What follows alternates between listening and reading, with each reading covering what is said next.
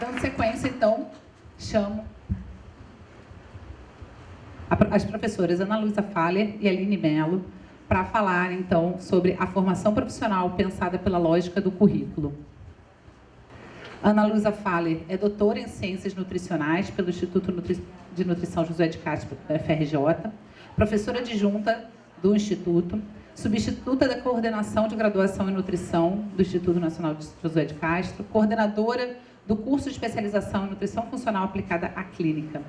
Aline Mello é nutricionista pela Universidade Federal Fluminense, mestre em Vigilância Sanitária pelo Instituto Nacional de Controle de Qualidade e Saúde, da Fiocruz, doutora em Ciência de Alimentos, da FRJ. Atualmente é coordenadora do curso de graduação em Nutrição no Instituto de Nutrição Josué de Castro, da FRJ. Muito obrigada, Ana Luísa e Aline.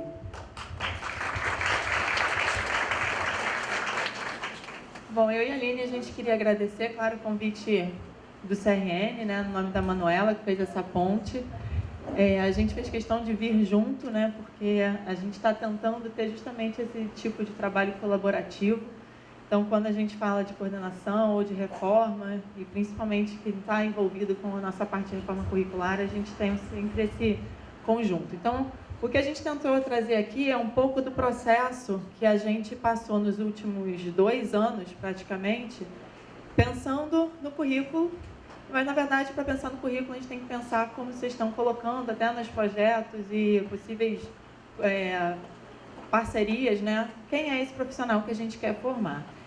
Então, vou apresentar um pouquinho essa equipe que fez parte da nossa comissão de reforma curricular.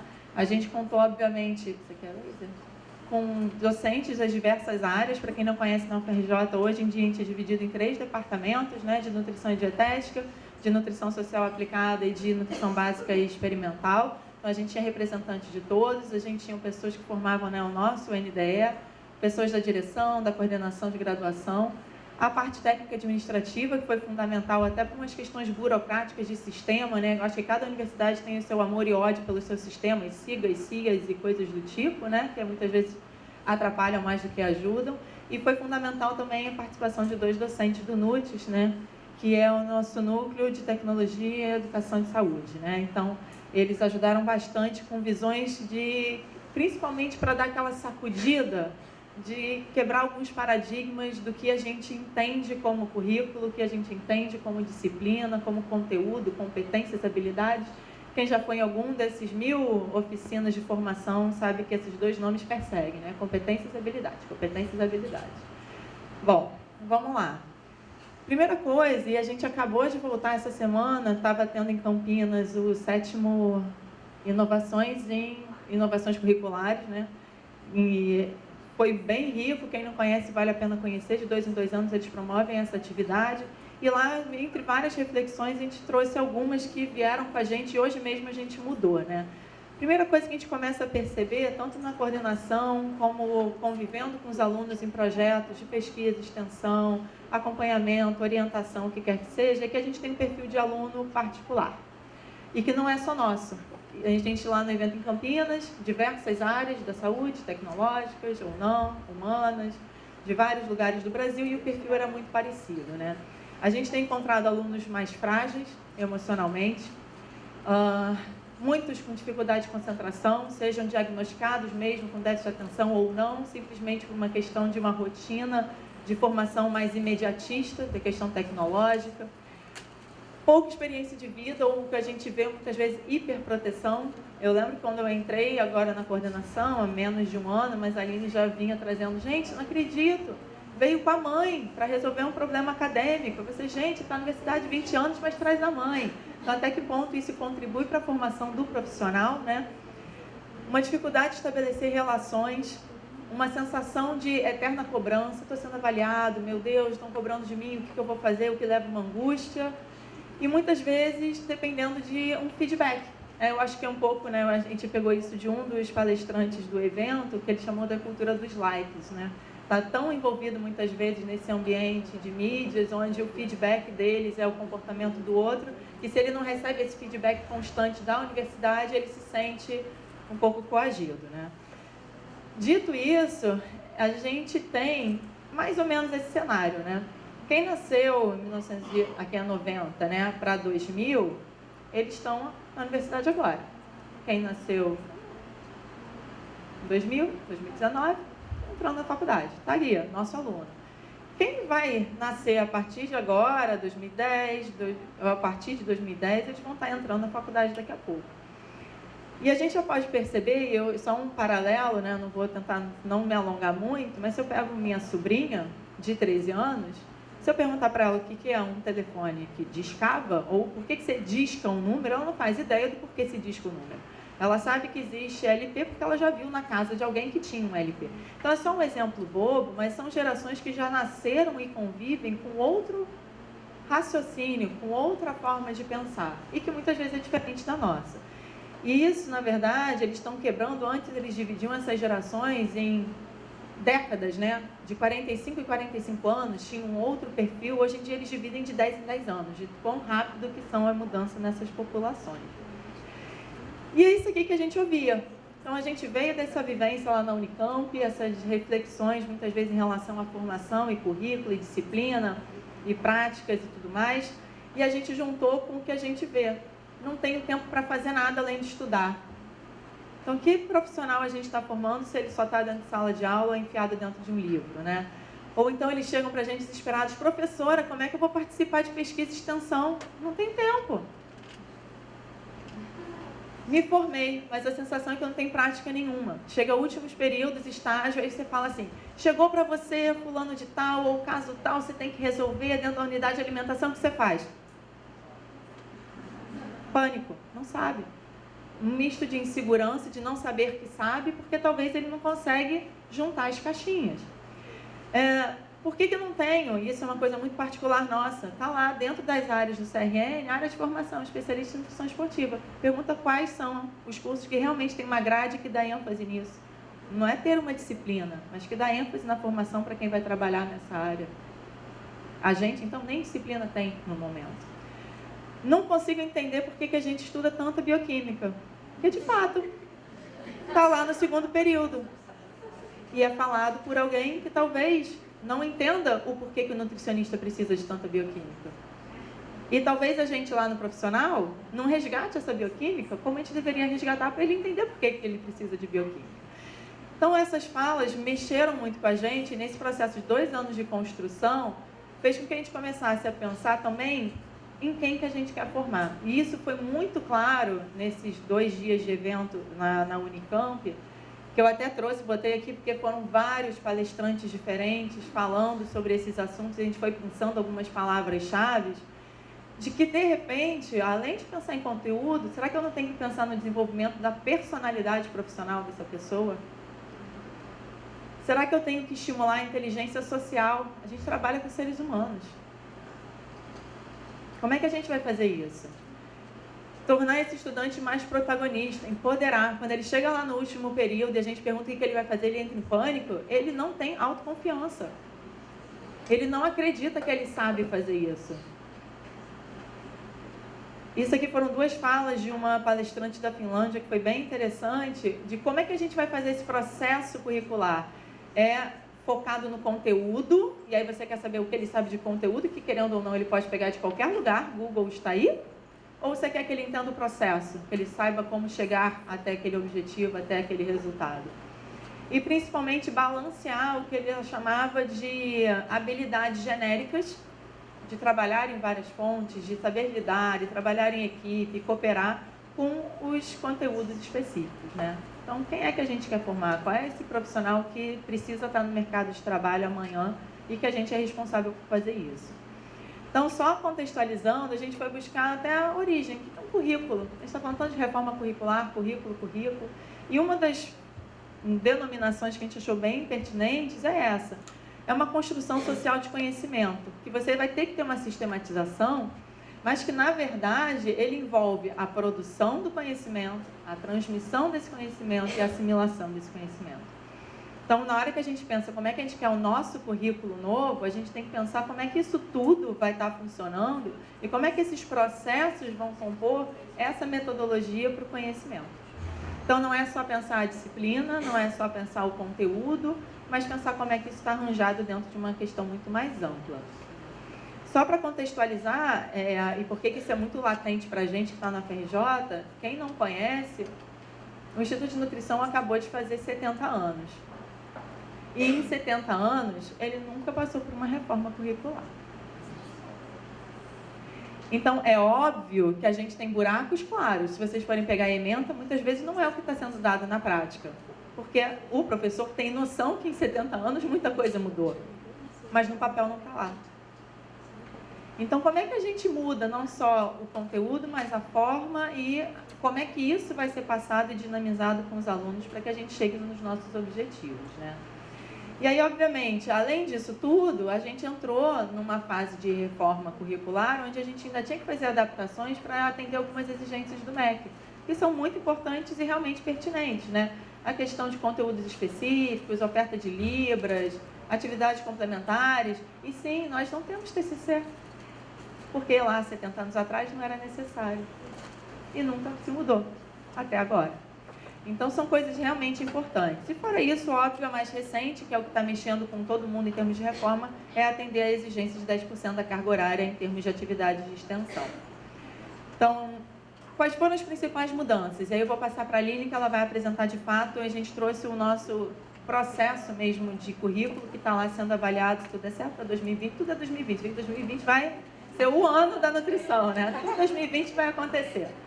Bom, primeira coisa, essa concepção educacional de prática. Então, a vivência, a prática e a reflexão em cima da prática. Porque não adianta também ter a vivência se você depois não tem com quem dialogar e refletir sobre aquilo que você observou. Valorizar essas experiências educacionais e elementos de integração. E aí vocês vão ver como é que isso se coloca. A gente pensou muito, e isso o pessoal do NUT foi extremamente importante, de ter prática antes de teoria. Ah, mas vocês vão botar a pessoa em campo, e a gente ficava nas reuniões, mas ele não tem ideia do que é um planejamento. Não importa, põe ele para lá, ele vai ver, ele não vai fazer, mas ele vai ver, e depois ele vai trazer a percepção dele. E aí depois ele aprende o que é um planejamento. Um exemplo bobo, isso aconteceu em N situações, e o pessoal do NUT diz, põe, qual o problema? Para de pensar quadrado. Então ele foi excelente. E principalmente maior autonomia. Não só para as escolhas, porque hoje a gente não tem, a nossa grade é completamente fechada. Como vocês veem, já era uma reclamação de ter tempo para extensão e pesquisa, muito menos pegar uma eletiva de algum outro curso, que pode muito bem complementar a formação dele. E, além disso, ter uma matriz, que a gente chama de matriz não mais como uma grade curricular, muito mais fluida, onde ele pode perpassar disciplinas independentemente do período exatamente que ele esteja, né? Então, isso foi algumas das principais mudanças que a gente tentou trazer. Então, eu vou passar para a Aline para contar um pouco da nossa história da reforma com esses elementos em vista. É o jogral. A gente não ensaiou direito. A gente não ensaiou. Então, boa tarde. Então, contando para vocês um pouquinho de como tudo começou, na verdade, um grupo anterior àquele que a Ana Faller apresentou aqui, né? Alguns professores que ainda permaneceram, outros que saíram, né, por questões de aposentadorias ou motivos diversos, se reuniram e, a partir de um currículo que já havia sido desenvolvido, que foi implantado no curso de nutrição da FRJ Macaé, e que na época nós estávamos implantando também um curso de gastronomia. E aí o Instituto entendeu que implantar um curso de gastronomia junto com uma reforma curricular no curso de nutrição seria muita coisa ao mesmo tempo, né? Então, e mais a implantação, né, do curso de nutrição da UFRJ Macaé. Então, esse grupo partiu desse currículo que havia sido desenvolvido, né, e foi implantado lá em Macaé, e começaram a trabalhar as disciplinas e como que nós poderíamos adaptar, né? Porque lá já haviam sido feitas algumas adaptações e que nós queríamos trazer para o INJC também. Então, isso aqui, essa representação, são esse grupo trabalhando com post-it. Então, eles colocavam, né, nos períodos os períodos, as disciplinas, e alternavam com post-it, caracterizando qual a disciplina que seria trabalhada naquele período pelos alunos e distribuindo as cargas horárias. Então, por que optaram por trabalhar dessa forma? Porque o post-it era móvel, né? Então, era mais fácil você mudar de ideia o tempo todo do que você permanecer apagando, né? Com lápis, caneta. Então, foi dessa forma que começou a matriz curricular do curso de nutrição. Então, fazendo um paralelo entre o currículo que nós estamos vigente e o novo currículo que a gente espera, né? Que seja implantado em 2020, o currículo novo, ele foi acrescido de um período e foi uma das questões muito tratadas próximos à pró-reitoria de ensino, porque nós não poderíamos aumentar o tempo desse aluno na universidade por conta de custo, por conta dos anseios desse aluno de se formarem rapidamente para enfrentarem, né, o mercado de trabalho. E a carga horária total, houve uma modificação, embora a carga horária obrigatória, né, ela tenha tido uma redução bem significativa ali, e os alunos agora eles vão eles vão ter a possibilidade de fazer o seu próprio currículo, por onde eu quero traçar a minha vida acadêmica, né? Então, eles vão ter uma carga horária de 2.295 horas de disciplinas que são obrigatórias, que estão relacionadas às DCNs, e depois eles vão poder fazer as disciplinas de escolhas restritas, de livre escolha, de escolha condicionada, a carga horária de extensão e as atividades complementares. E com relação ao estágio, atualmente, no currículo novo, né, no currículo em vigor, eles têm estágio em ciências de alimentos, na alimentação coletiva, materno-infantil, saúde coletiva e clínica. A gente acrescentou um outro estágio que vocês vão ver adiante. E aí a gente tinha um estágio dividido em 2 períodos, a gente agora continua tendo todos os estágios num único período e no 9º período o estágio de aprofundamento que eu vou mostrar para vocês. Então essa é a nossa matriz curricular, né? São 9 períodos, então em todos os períodos nós teremos, né, uma disciplina chamada Práticas Integradas e Nutrição Aplicada, que vai ser a integração de todas as disciplinas ministradas no período. Então, a ideia é que essas disciplinas se conversem e desenvolvam uma atividade prática integrada com esse aluno. Então, aquela pergunta, para que serve a bioquímica, ela vai ser tratada justamente aqui nessa prática integrada, né? Então, justamente aqui, por exemplo, em bioquímica metabólica, ele vai poder conversar na prática integrada e entender o porquê que ele precisa ter noções de bioquímica metabólica para poder trabalhar e fazer o planejamento dietético do seu paciente. Então, a gente começa não mais a ter a separação pelas disciplinas do ciclo básico, como a gente fala hoje, e só no 4º período que ele entra no ciclo profissional. Então, ele já começa vivenciando as disciplinas do ciclo profissional, né? Como a gente diz hoje, atualmente. Então, ele começa aqui...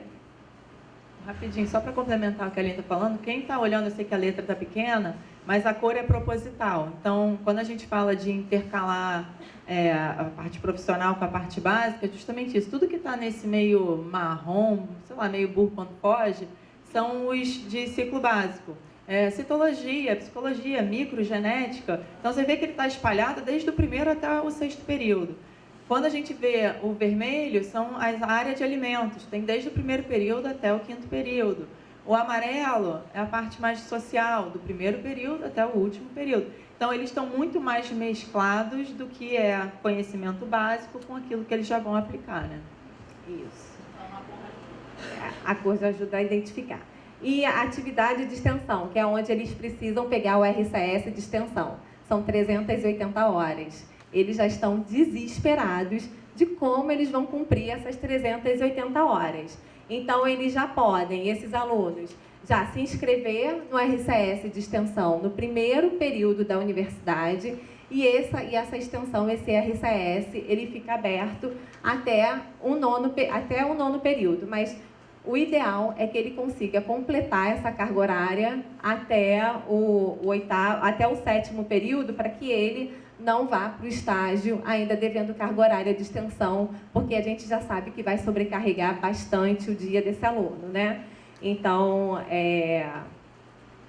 além do RCS de extensão, a gente tem a atividade curricular complementar, que são as atividades que eles vão poder fazer e vai contabilizar no currículo dele. Hoje, se o nosso aluno vai assistir a uma palestra, se ele participa de uma oficina, isso não vai para o histórico escolar dele. Então, ele não tem, ele faz várias atividades e isso não é computado no histórico dele. Então, a partir de agora, todas as atividades curriculares que ele fizer fora da universidade e que tenha a ver com a nutrição, vai ser contabilizada essa carga horária e ela vai aparecer no boletim dele, lá no histórico escolar dele, mostrando a atividade que ele desenvolveu.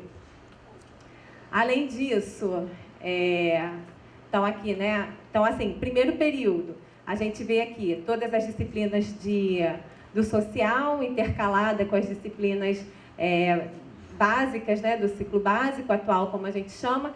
E aí, por exemplo, aqui a química de alimentos, que já vai conversar com o segundo período, que é basicamente de ciência de alimentos.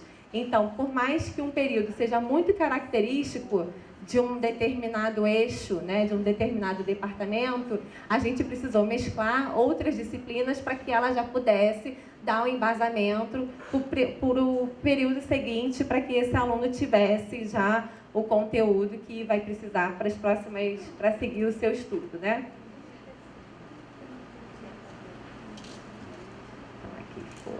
E aí, outra diferença nesse currículo. A gente está tentando trabalhar com as disciplinas, né? A proposta é trabalhar com as disciplinas integradas.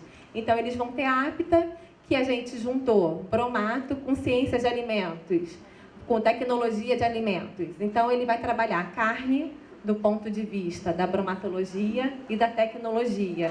Porque a gente percebia que quando essas disciplinas de composição, tecnologia, bromato, quando elas são vistas, muitas vezes o conteúdo fica sobreposto. Então, muitas vezes o aluno fala: ai, professora, já vi DTA, doença transmitida por alimentos, lá na micro, de novo vou ter que ver higiene. Então, justamente para evitar essa sobreposição de conteúdo, a gente está integrando as disciplinas que a gente entende que são complementares. Como, por exemplo, essa disciplina aqui do 4º período, Bases Biológicas dos Sistemas aplicada à Nutrição.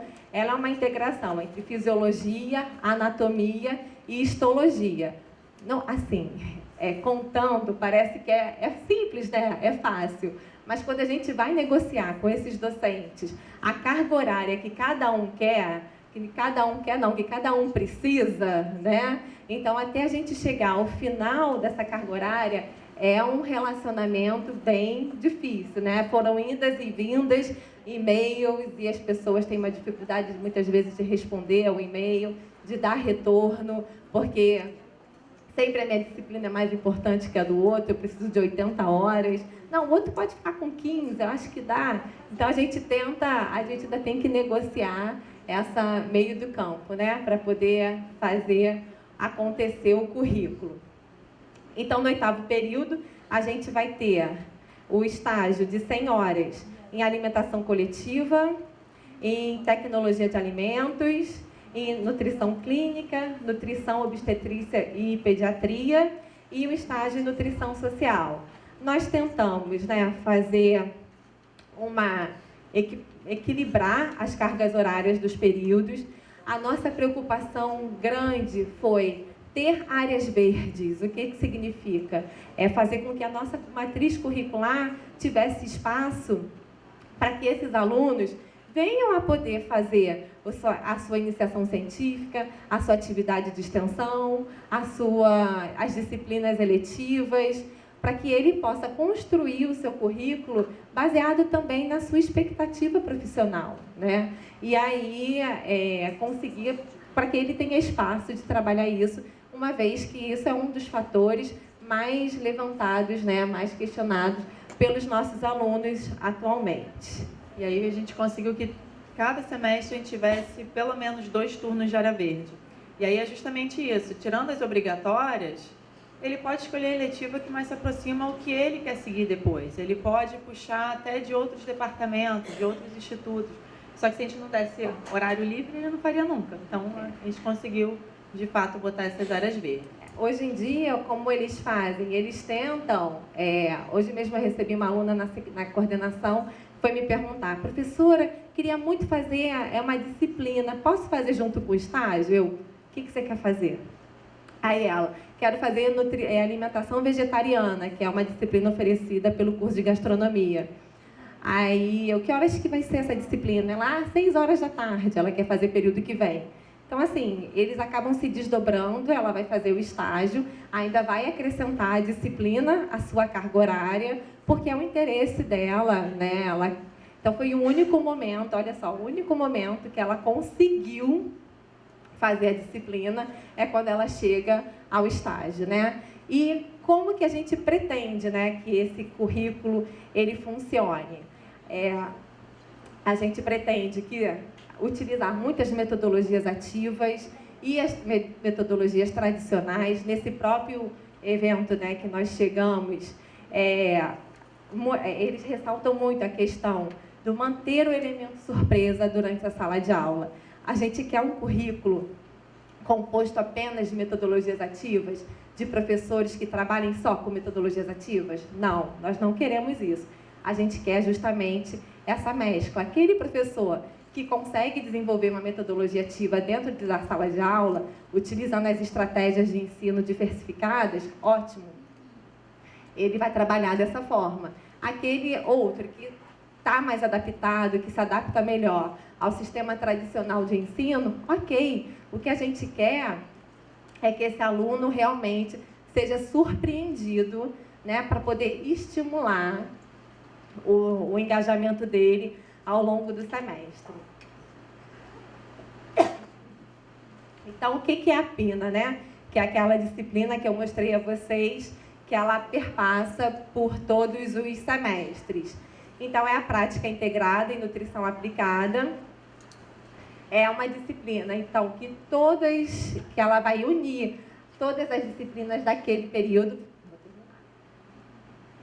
E o objetivo dela é promover a integração do conteúdo das áreas do saber, em que esses alunos vão a campo, coletam a informação, vivenciam, né, não só coletam, vivenciam aquela experiência e voltam para a sala de aula para justamente fazer uma reflexão conjunta com o professor e devolvem o que eles concluíram, né, o resultado que eles chegaram da vivência deles para aquele local que cedeu o espaço, né? Então, a ideia é fazer essa troca de saber entre quem nos recebeu e aqueles que foram recebidos, né?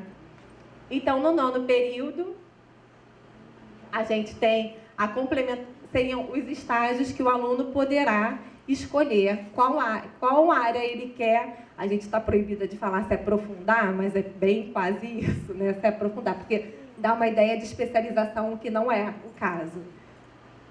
Então, ele pode, a gente tem aqui, né? Então, nesse 9º período, ele pode escolher entre alimentação coletiva, ciências de alimentos, nutrição clínica, nutrição obstetrícia e pediatria e saúde pública. Ele teria 315 horas do estágio que ele escolher, mais a disciplina de escolha restrita de 60 horas, acrescido da carga horária do TCC. Então, nesse período, ele tem 420 horas ainda para cumprir. É claro que eles vão escolher uma das áreas de atuação. Se tiver uma superlotação para uma determinada área, nós estamos pensando ainda em trabalhar com o critério de desempate, que seria o CR, né, que é a moeda de ouro dentro da universidade, né? Então, nós estamos pensando em trabalhar dessa forma, porque a gente não pode ter nenhuma das 5 áreas, uma da área vazia. A gente tem que estar com as 5 áreas ocupadas, porque senão não se justifica ter, né, os 5 estágios. Então, a ideia... E aí ele vai vivenciar essas 315 horas com o docente que fizer a supervisão no seu local de estágio. E a gente, né, seguiu as orientações das diretrizes curriculares, considerando, né, a gente então está atendendo a oferta de estágio em nutrição clínica, social em 1 ano, e também a gente se baseou muito na resolução 600 do CFN, que prevê as áreas de atuação do nutricionista. Uma das ideias, né, que surgiu, até trazida pela Ana, foi a questão do estágio em alimentação, em nutrição de esportes e exercício físico, que a gente, né, tem hoje uma inserção muito grande de nutricionistas nessa área, mas uma questão que ficou, que a gente ficou um pouco, inseguro, né, por conta dos locais de estágio. Então, a gente talvez não tivesse o campus de estágio suficiente para atender esse aluno, porque a gente entende que a hora que a gente oferecer o estágio em nutrição esportiva, a gente vai ter uma procura muito grande.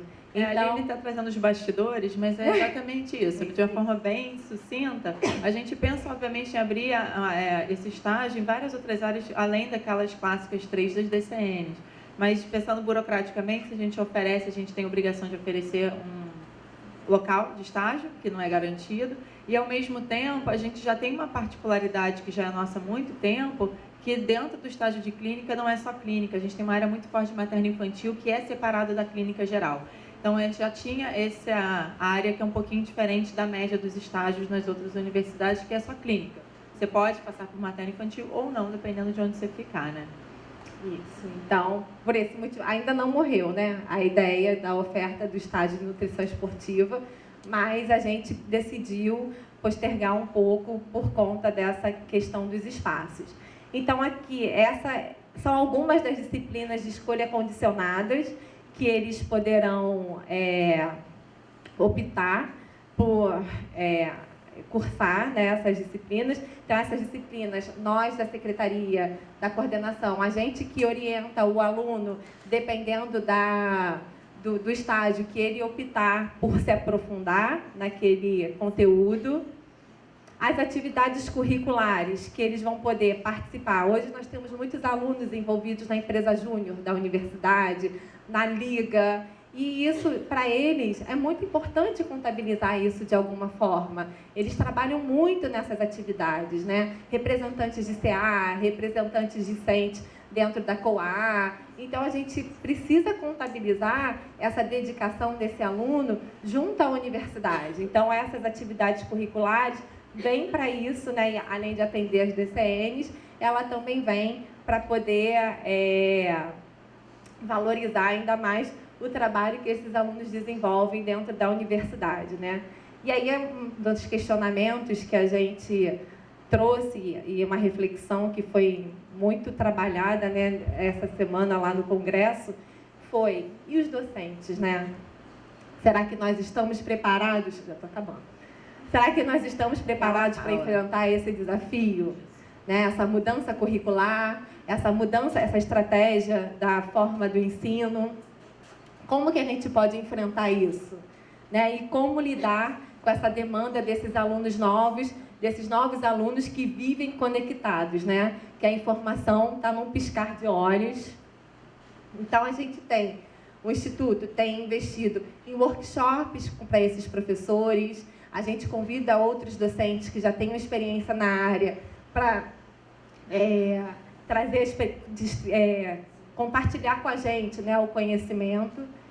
E a gente tem incentivado, então, os docentes a buscarem cursos de desenvolvimento, EAD ou presencial. E a gente não pode esquecer que muitas vezes o docente, ou a maioria das vezes, ele é o espelho para esse aluno, né? E muitas vezes, quer dizer, nós saímos da universidade sem aprender, nós saímos para ser nutricionistas, né? Nós não saímos para ser docente. E a gente precisa realmente, nesse momento, se olhar e se reinventar, né? Fazer uma autocrítica para buscar atender essa nova demanda dessa galera aí que está chegando, a geração alfa, que está chegando extremamente conectada e que a gente precisa estar junto para poder prender essa atenção dentro de sala de aula, né?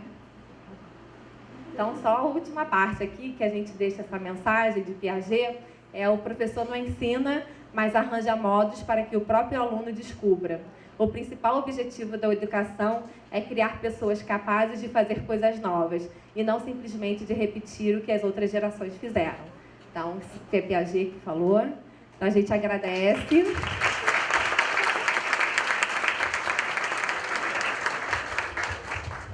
Nossa, muito obrigada. Foi maravilhoso. Não conheci você, Aline, quer dizer, sou aluna da FRJ, mestrado, então já saiu. Então, muito obrigada por essa visão tão genial do novo currículo, Manuela. Claro, não consegue, entendeu? Ela precisa falar, ela vai falar. Gente, eu fui cria da UFRJ, né? Minha escola aí, formada há algumas décadas atrás, tem hora que a gente para de contar, né? Então, assim, é muito emocionante ver esse passo ousado, né? Acho que a palavra de hoje vai ser inovação, isso realmente vai perpassar por toda a tarde, né? E a gente tem que imaginar um grande desafio, porque a gente tem uma estrutura física do século retrasado, docentes formados no século passado e geração alfa chegando. Como é que faz?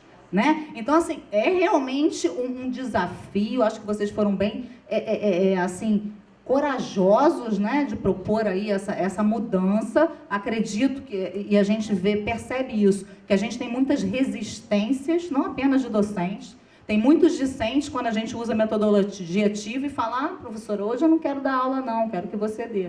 Né? Então, assim, há ainda uma resistência muito grande por parte de toda a comunidade acadêmica em relação a isso. Então, parabéns a vocês, fico assim, bem feliz de ver, né? E depois a gente conversa bastante para ver se eu levo alguma coisinha lá para a UF, né? Nesse sentido. Então, gente, queria agradecer aí a professora Aline, a professora Ana Luísa Faller, aí a gente roubou elas duas de um congresso, né? Na verdade, foi bem isso mesmo. Eu falei, vamos lá falar de currículo, vamos falar de inovação, porque a gente está falando aqui de formação profissional, né? E a formação profissional, ela começa na graduação. Então, a gente quis trazer esse olhar inovador da graduação, né? Então, agradeço aí as duas. Muito obrigada, viu?